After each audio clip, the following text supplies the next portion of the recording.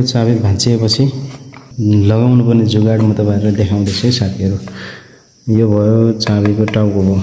यसको ठिक तल हेर्ने, ठिक तल हेर्दाखेरि यो भयो माथिदेखि आएको, त्यहाँदेखि आएको।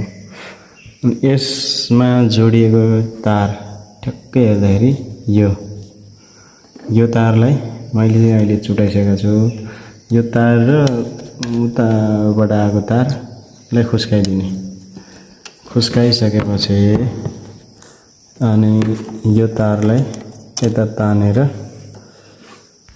यसमा ठ्याक यस्तो खालको दुईपट्टि तारलाई खुइलाएर यहाँ जोड्दिने।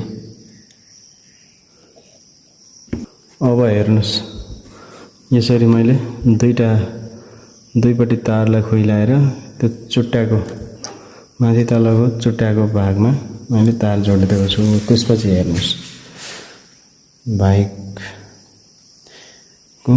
अन भइसकेको छ। सुन्नुस्, यसरी तपाईहरुले पनि जुगाड लगाएर चाबी बनाउने ठाउँसम्म पुग्न सक्नुहुन्छ है त साथीहरु।